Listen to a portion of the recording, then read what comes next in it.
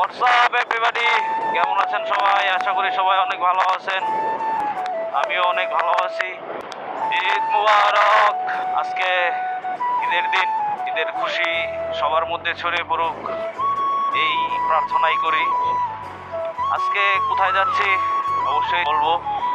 তার আগে বলে নেই, যদি চ্যানেলে নতুন হয়ে থাকেন তাহলে চ্যানেলটা সাবস্ক্রাইব করবেন। আমি এখন পর্যন্ত পদ্মা সেতু দেখতে যাইনি, সেই সৌভাগ্যটা হয়ে ওঠেনি। আজকে ঈদের দিন যেহেতু সময় পেলাম কিছুটা, তো সেই সময়টাকে কাজে লাগানোর জন্যই যাই হোক, সেসবের কথা না ধরিয়া, তো ঈদের দিন কিছুটা আনন্দ উদযাপন করার জন্য আমরা চলছি সাভার টু ফরিদপুর। তো সেখানে কি কি হয়, কি কি করি সবই দেখতে পারবেন আস্তে আস্তে। আমরা যাচ্ছি দুইটা বাইকেরই পিছে একজন করে পিলিয়ন আছে। আমি, জয় ভাই, সজীব আর পঙ্কজ। তো এই সবুজে ঘেরা পথটা দেখতে আমার কাছে খুবই ভালো লাগে। দেখুন আশেপাশের পরিবেশটা কতটুক মনোরম। যেমন আপনার গাছ, তেমন ছায়া, তেমন বাতাস, সব কিছুই দেখতে একদম মনোমুগ্ধকর। পুরো প্রাণটা জুড়ে আসে। আসল কথা হলো, আমাদের দেশে বর্তমানে যে হারে গাছ কাটা শুরু হয়েছে, তো কিছুদিন পরে আমাদের অক্সিজেন নিতে অসুবিধা হয়ে যাবে।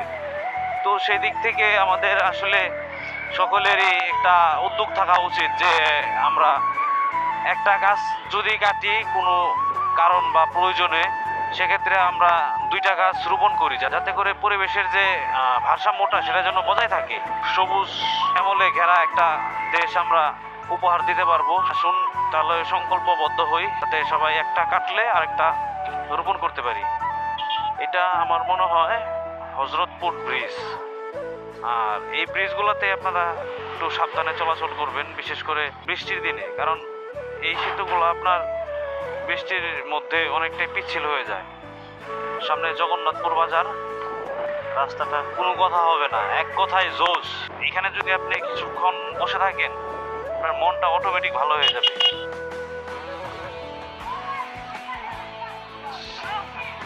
তো বলতেছে রাইডার ছোট ভাইয়ের জন্য হলেও একটা লাইক কমেন্ট করবেন। চার্জার মতো ঘুরতেছে, দেখে খুব ভালো লাগতেছে। এই ব্রো, দেখলাম তো, যদি ভুল না বলি তাহলে হয়তো এটা রোহিতপুর বাজার। রাস্তা চিনি না বিধায় এক ভাইয়ের কাছে এখানে জিজ্ঞেস করতেছিলাম কোন দিক দিয়ে যাওয়া লাগবে। ভাই অনেক সুন্দরভাবে আমাদের বুঝিয়ে দিল কোন দিক দিয়ে যাওয়া যায়। সামনে জাতির পিতা বঙ্গবন্ধু শেখ মুজিবুর রহমান মহাসড়ক। ব্রিজটা দেখতে কিন্তু সুন্দরই লাগতেছে। সামনের হাইওয়েটা দেখুন কত সুন্দর। মানুষ বলে যে এই সরকার কি করলো, দেখুন সামনের রূপটা আপনারা দেখলেই বুঝতে পারবেন যে আসলে সরকার কি করেছে আমাদের জন্য। কখনো চিন্তা করছেন বা কখনো কল্পনা করতে পারছেন যে এমন কি হবে? রোডটা দেখলেই মনটা একদম ঠান্ডা হয়ে যাইতেছে। এত সুন্দর রোড, মানে আমাদের বাংলাদেশেও আছে। আমার বিশ্বাসই হইতেছে না যে আমি বাংলাদেশের রোডে বাইক চালাইতেছি। আসলে এটা বিশ্বাস না যাওয়ার মতো কিছু না। এরাও বলতেছে রাস্তাটা সত্যি অনেকটা সুন্দর। যদি নিজের চোখে এগুলো না দেখেন, আসলে এইভাবে বলে বা ক্যামেরায় দেখিয়ে বোঝানোর কোনো মানে নাই যে আমি ক্যামেরায় দেখাইলাম আর আপনারা মানে পরিপূর্ণ সুখটা পেয়ে গেলেন। না, এটা হলো মানে এমন একটা জায়গা, এগুলা মানে আপনি যদি নিজের চোখে বা সরাসরি উপস্থিত না হন, সেক্ষেত্রে আপনি এগুলার মানে যে শান্তিটা বা যে মজাটা সেগুলো আপনি পাবেন না। জীবনে একবার হলেও এই রাস্তাটায় আপনার আসা উচিত। হয়তো আপনার মাধ্যম যে কোনো ভাবে হতে পারে, আমরা যেমন আমার মাধ্যমটা এই বাইকটা হলো, আপনার মাধ্যম যে কোনো হতে পারে, যে কোনো যানবাহন, কিন্তু আপনার আসা উচিত। এত সুন্দর রাস্তা আমি জীবনে কল্পনা করতে পারিনি যে আমাদের বাংলাদেশে এই রাস্তাটা হবে। আমরা আছি এখন শ্রীনগর রেলওয়ে স্টেশন। পদ্মা সেতু 8 কিলোমিটার দেখা যাচ্ছে গাইস, পদ্মা সেতু 8 কিলোমিটার। কিছুক্ষণের মধ্যে পদ্মা সেতু মনটাই জুড়ে যাচ্ছে। আর আমরা যাবো মূলত ভাঙা আরো 45 কিলোমিটার। সেই 45 কিলোমিটার আমাদের আরো অতিক্রম করতে হবে। তারপরে আমাদের সেই কাঙ্ক্ষিত লক্ষ্যে আমরা পৌঁছাতে পারবো।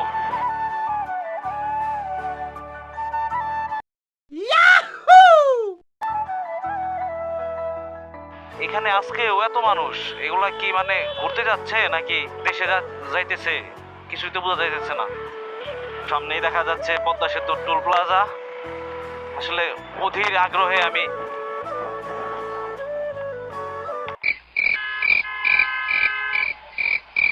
কোন দিকে যাওয়া লাগবে? ওদিক ভিতর দিয়ে? আচ্ছা ধন্যবাদ।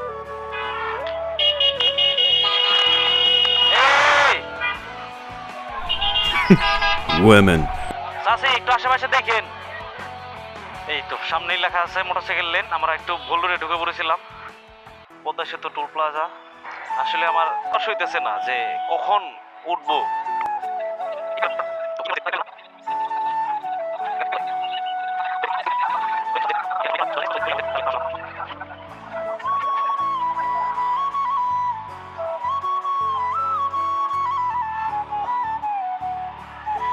তো টোল দেওয়া শেষ। আমাদের জাতির জনক বঙ্গবন্ধু শেখ মুজিবুর রহমান এবং তার সুকন্যা আমাদের প্রাইম মিনিস্টার। আমার সেই স্বপ্নের পদ্মা সেতু শুধু আমার না, সবারই, যা দেখার সৌভাগ্য এখন পর্যন্ত অনেকেরই হয়নি। তবে এই সুবাদে আমারটাও হয়ে গেল। আমরা আছি পদ্মা সেতুতে। পদ্মা সেতুতে ওঠার পর আমার মনটা, বিশ্বাস করবেন কিনা জানি না, এতটা ভালো লাগতেছে আমার, বা কি পরিমাণ যে আমার ভালো লাগতেছে আপনাদের আমি বলে বোঝাতে পারবো না। তো আমার সাথে সাথে আপনারাও আমাদের পদ্মা সেতুটা দেখতে থাকুন। এবং পদ্মা সেতুতে প্রত্যেকটা জায়গায় আপনার সিসি ক্যামেরা লাগানো আছে।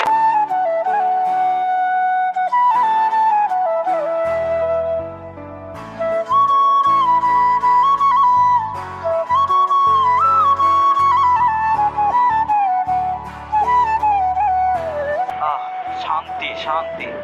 আমাদের সেই পদ্মা নদী। আমাদের এই পদ্মা সেতুর দৈর্ঘ্য 6.15 কিলোমিটার। আমাদের বাংলাদেশের সব থেকে সর্বোচ্চ সেতু।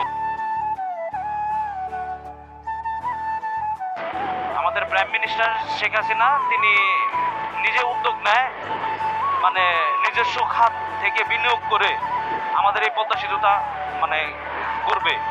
তো যেই কথা সেই কাজ। আমাদের প্রধানমন্ত্রী শেখ হাসিনা আমাদের বাংলাদেশি টাকায় আমাদেরকে এই এত সুন্দর একটা সেতু, দোতলা সেতু উপহার দিয়েছেন আমাদের দক্ষিণাঞ্চলের মানুষের জন্য।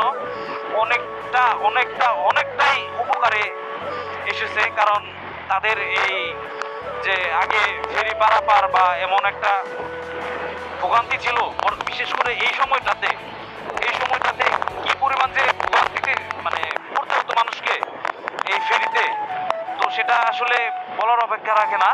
তো সেক্ষেত্রে আমাদের এই ব্রিজটা হওয়াতে আমাদের জন্য এবং দক্ষিণাঞ্চলের মানুষের জন্য, সকলের জন্যই অনেক উপকার হয়েছে।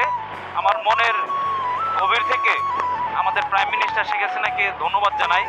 আমাদের দেশটাকে এত সুন্দরভাবে, এত সুন্দর কিছু উপহার দেওয়ার জন্য। দেখুন এখানে সবসময় মানে কিছু কিছু জায়গা পরেই একটু সিকিউরিটি গার্ড থাকে, যাতে এখানে কেউ দাঁড়াতে না পারে। তারপরেও আমরা বাঙালি তো অনেকেই চুল বাকলামি করেও দাঁড়ায় এখানে, তাদের চোখ ফাঁকি দিয়ে।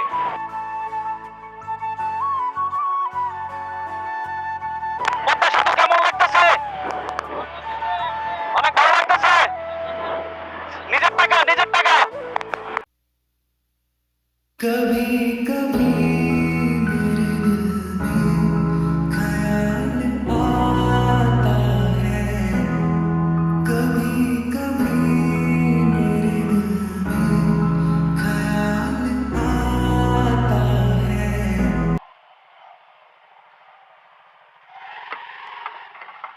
তো এখানে 10 টাকা টোল দেওয়া শেষ। 10 টাকা টোল দিয়ে আবারও চলছি আমরা ভাঙার উদ্দেশ্যে। कि जैसे तुझको बनाया गया है मेरे लिए, कि जैसे तुझको बनाया गया है मेरे लिए। বাঙাই পাইছেন? আমি যে স্কুলে লেখাপড়া করছি আমাদের ভাঙা হ্যাঁ। ওই ঘরটা ছিল যে এই যে একটু নিয়ম ভাঙ্গে এরকম কাইতে হয়েছিল ওটা সরকারি স্কুল ছিল না ওটা। তাহলে এই যে নাম যে ভাঙা, সরকারি স্কুল ভাঙা পাইছি আর হাই স্কুল যেটা ওইটা কিছু জিনিস এখনো আছে দুই একটা আছে বেশি না, একটা বোর্ডিং আছে হ্যাঁ সেটাও মেরামত করতে করতে পুরানো মতো হয়েছে। আচ্ছা কাকা এটার নাম ভাঙা কিসের জন্য আসলো? আরে এটা তো আমাদের অনেক জন্মের আগে জন্মের পূর্বপুরুষ থেকেই ব্রিটিশ থেকে ভাঙা এসে তোমার মতামত কি? একটাই কথা, আমি ভাঙ্গা পাই নাই। আমি ভাঙ্গা পাই নাই। হ্যাঁ, আমি ভাঙ্গা হিসেবে কোনো ভাঙ্গা পাইলাম না। সবকিছু সমান। সবকিছু সমান সমান না, জোড়া পালি আছে, সবকিছু তো সমান পাই নাই। তোমার এই যে জায়গায় ই আছে, ভাঙ্গা আছে। এই আপনি আইন সব জায়গায় ভাঙ্গা। ভাই তোমার কি মতামত বলো? তোমার কি মতামত? হ্যাঁ হ্যাঁ ব্যাক করে যাব মামা মামা গিয়ে তাহলে এখন আমরা এখান থেকে ভাঙা থেকে মাওয়া যাবো, মাওয়া গিয়ে ওখানে কিছুটা দুপুরে লাঞ্চ করব, লাঞ্চ করে তারপর আপনাদের সাথে দেখা হবে।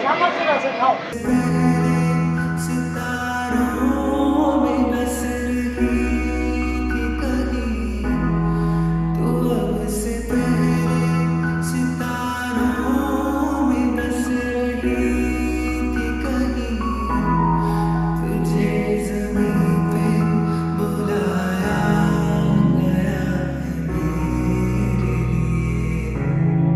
तुझे ज़मीं पे बुलाया गया এত বড় লাগবে না ভাই, একটু ছোট থাকে, ছোট বের করে। সমস্যা নাই কত করে কত করে? হ্যাঁ বলেন। এটা 950 টাকা পড়বে একটা পিস 950 টাকা।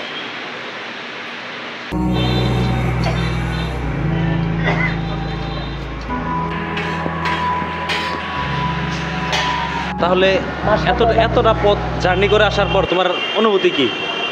অনুভূতি খুব ভালো এখন যে মাছ ভাজার যে স্মেলটা পাচ্ছি হ্যাঁ হ্যাঁ আমাদের জি জি আমাদের এটা, আমাদেরকে না জি জি জি সে মাছটা জি জি এটা আমাদেরটাই। ভাই তোমার অনুভূতিটা কি? গুড। আমার মনে হয় কিছু খিদা লাগছে, করে ভাত খাম। কোথায় খুবই কাতর হয়ে গেছে, কিছুই করার নেই। তো যাই হোক, খাবার আসুক, খাবার আসার পর আপনাদের দেখাবো খাবারটুকু, ঠিক আছে? বাকিটা আপনারা অবশ্যই দেখতে পারবেন। আর ভিডিওটা অবশ্যই লাইক করবেন, চ্যানেলটা সাবস্ক্রাইব করবেন।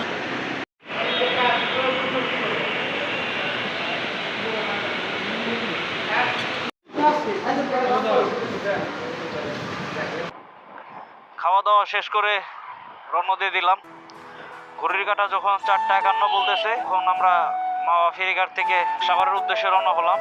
ওখানকার খাবার দাবারগুলা আমার কাছে যথেষ্ট পরিমাণ ভালোই মনে হয়েছে, যদিও দামটা কিছুটা বেশি হলেও খাওয়া যায়, একদমই যে আপনার চলে না দাম অনুযায়ী চলে, কিন্তু আপনার মাছের দামগুলা তুলনামূলক বেশি রাখতেছে।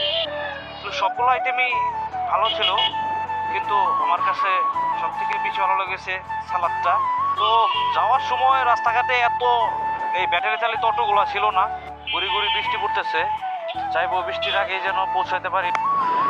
আসলে আমার বাইকিং জীবনে এটাই ছিল সর্বশ্রেষ্ঠ লং ট্যুর। দেখতে দেখতে চলে আসলাম নিজ এলাকায়।